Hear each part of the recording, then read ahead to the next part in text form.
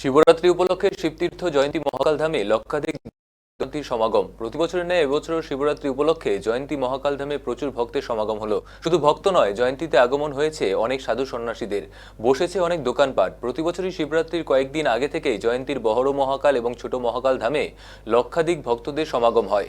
এবছরও তার ব্যতিক্রম নয়। প্রচুর ভক্তদের ঢল নেমেছে জয়ন্তীতে। ভারতের রাস্তা ধরে যেতে হবে ভুটানে, তবে পাওয়া যাবে মহাদেবের দর্শন।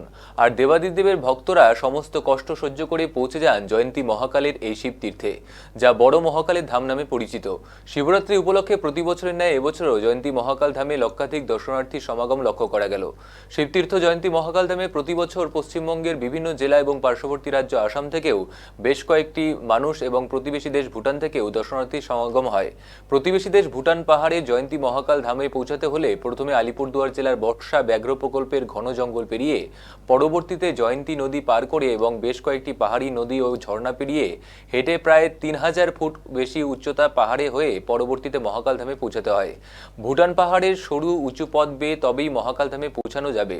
বছরে অন্যান্য সময় এই এলাকায় প্রবেশ নিষিদ্ধ থাকলেও শিবরাত্রি উপলক্ষে দর্শনার্থীদের জন্য খুলে দেওয়া হয় এই প্রবেশ পথ। ভুটান প্রশাসন, আলিপুরদুয়ার জেলা প্রশাসনের তরফে জয়ন্তী মহাকাল ধামে বেশ কিছু উদ্যোগ নেওয়া হয়েছে। ভুটান ও আলিপুরদুয়ার প্রশাসন রয়েছে ভক্তদের সহায়তার জন্য। রাস্তা যেহেতু অনেকটাই, তাই পুলিশ সহায়তা কেন্দ্র, মেডিকেল ক্যাম্প বসানো হয়েছে। পানীয় জলের ব্যবস্থা করা হয়েছে। পাহাড়ি খরস্রোতা নদীতে অস্থায়ী বাঁশের সাঁকো এবং অস্থায়ী সড়ক তৈরি করা হয়েছে। বেশ কিছু সংগঠনের পক্ষ থেকে মহাকাল ধামে যাওয়ার রাস্তায় ভান্ডারাও খোলা হয়েছে।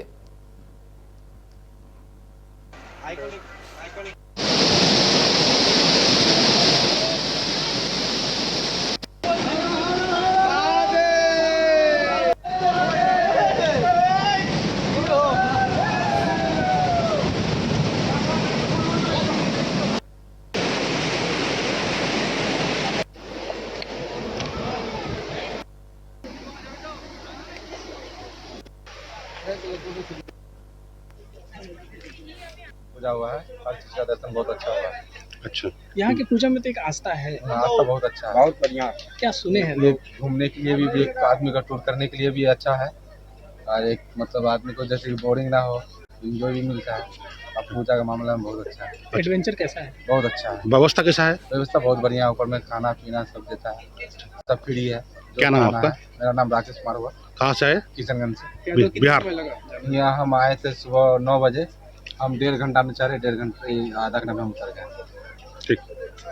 पूजा हुआ है, हर चीज का दर्शन बहुत এইবারই ফার্স্ট না এর আগে হয়? এটা ফার্স্ট আছে। কি শুনে এসেছেন এখানে? কি শুনে এটার এসেছেন? নাম আগে শুনছিলাম কি অনেক ভালো হাওয়া আছে এই জন্য আসলাম। কিভাবে আসলেন? গাড়িতে আসলাম ট্রেন থেকে। তারপরে এখানে এখানে মতলব কি হাটে আসছি, এখানে কি নাম আছে জয়ন্তী কতক্ষণ?